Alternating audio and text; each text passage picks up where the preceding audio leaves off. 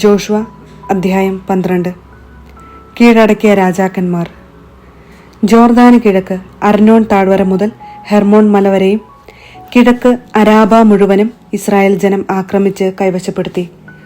അവർ തോൽപ്പിച്ച രാജാക്കന്മാർ ഇവരാണ്: ഹെഷ്ബോണിൽ വസിച്ചിരുന്ന അമോര്യ രാജാവായ സിഹോൻ.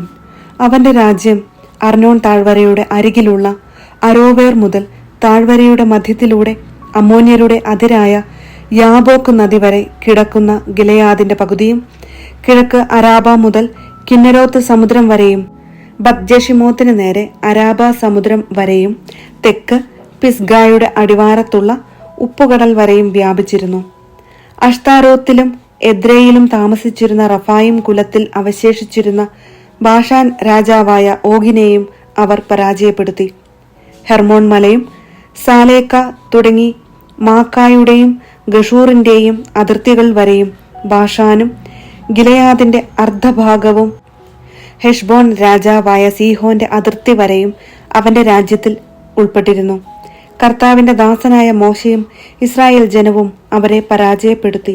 മോശ അവരുടെ രാജ്യം റൂബൻ, ഗാദ് ഗോത്രങ്ങൾക്കും മനാസയുടെ അർദ്ധഗോത്രത്തിനും അവകാശമായി നൽകി. ജോർദാന് പടിഞ്ഞാറ് ലബനോൻ താഴ്വരയിലുള്ള ബൽഗാദ് മുതൽ സെയീറിലേക്കുള്ള കയറ്റത്തിലെ ഹാലാക്ക് മല വരെ ഉള്ള സ്ഥലത്ത് വെച്ച് ജോഷുവയും ഇസ്രായേൽ ജനവും പരാജയപ്പെടുത്തിയ രാജാക്കന്മാർ ഇവരാണ്. ജോഷുവ അവരുടെ നാട് ഇസ്രായേൽ ഗോത്രങ്ങൾക്ക് ഓഹരി പ്രകാരം നൽകി. മലമ്പ്രദേശത്തും സമതലത്തും അരാബായിലും മലഞ്ചെരുവുകളിലും മരുഭൂമിയിലും നെഗബിലും ഉള്ള ഹിത്യർ, അമോര്യർ, കാനാന്യർ, പെരീസിയർ, ഹിവ്യർ, ജബൂസിയർ എന്നിവരുടെ രാജാക്കന്മാർ. ജെറീക്കോ, ബഥേലിനു സമീപമുള്ള Ai, Jerusalem, Hebron, Jarmuth, Lachish, Eglon, Gezer, Debir, Geder, Hormah, Arad, Libnah, Adullam, Makkedah, Bethel, Tappuah, Hepher, Aphek, Lasharon, Madon, Hazor, Shimron, Meron, Achshaph, Taanach, Megiddo, Kedesh, കാർമലിലെ യോക്ക് നെയാം, നഫ്ദോറിലെ ദോർ, ഗലീലിയിലെ Goyim, Tirzah എന്നിവിടങ്ങളിലെ രാജാക്കന്മാർ ആകെ 31 പേർ. Joshua അധ്യായം 13. ദേശവിഭജനം. Joshua വൃദ്ധനായപ്പോൾ കർത്താവ് അവനോട് പറഞ്ഞു: നീ വൃദ്ധനായിരിക്കുന്നു, ഇനിയും വളരെയധികം സ്ഥലങ്ങൾ കൈവശപ്പെടുത്താനുണ്ട്.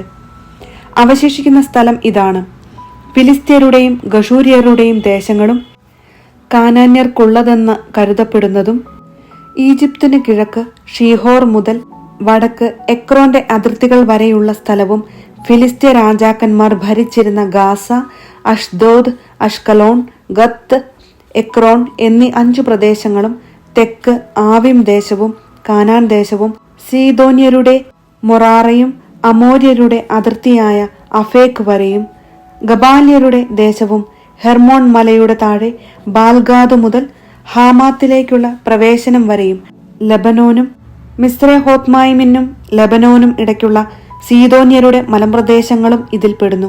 ഇസ്രായേൽ ജനം മുന്നേറുന്നതനുസരിച്ച് ഞാൻ തന്നെ അവരെ അവിടെ നിന്ന് ഓടിക്കും. ഞാൻ നിന്നോട് കൽപ്പിച്ചിട്ടുള്ളതുപോലെ നീ ആ ദേശം ഇസ്രായേൽക്കാർക്ക് അവകാശമായി കൊടുക്കണം.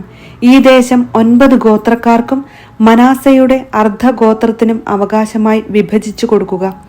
ജോർദാന് കിഴക്ക് റൂബൻ, ഗാദ് ഗോത്രങ്ങളും മനാസയുടെ മറ്റേ അർദ്ധഗോത്രവും കർത്താവിന്റെ ദാസനായ മോശ നൽകിയ ദേശം നേരത്തെ തന്നെ കൈവശമാക്കിയിരുന്നു.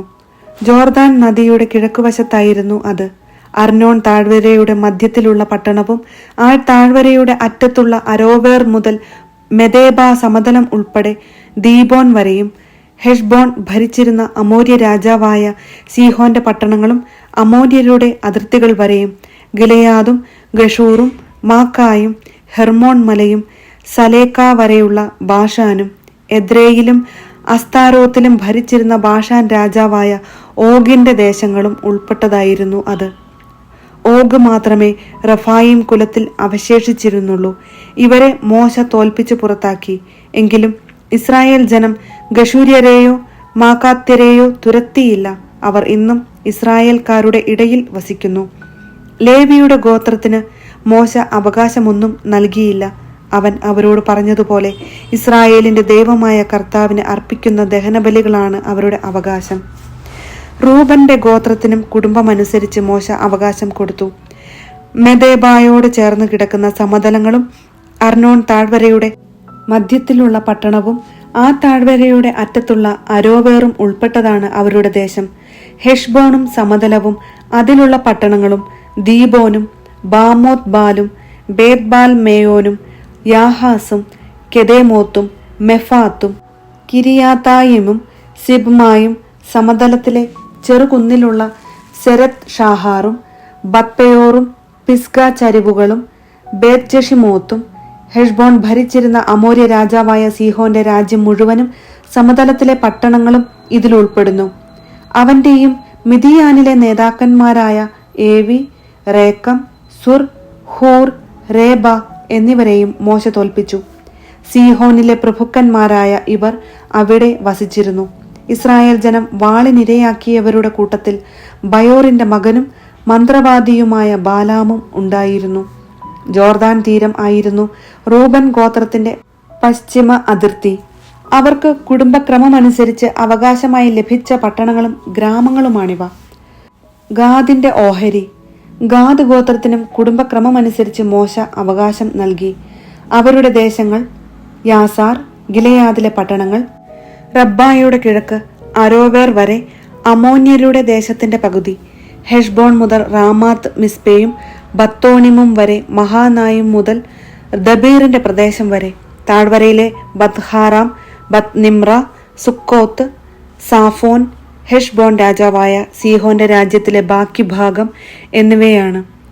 കിന്നരോത്ത് കടലിന്റെ താഴത്തെ അറ്റം വരെ ജോർദാന്റെ കിഴക്കേ തീരമാണ് അതിന്റെ അതിർത്തി. ഗാദ് ഗോത്രത്തിന് കുടുംബക്രമമനുസരിച്ച് അവകാശമായി ലഭിച്ച പട്ടണങ്ങളും ഗ്രാമങ്ങളുമാണിവ. മനാസയുടെ ഓഹരി. മനാസയുടെ അർദ്ധ ഗോത്രത്തിന് മോശ കുടുംബക്രമമനുസരിച്ച് അവകാശം നൽകി.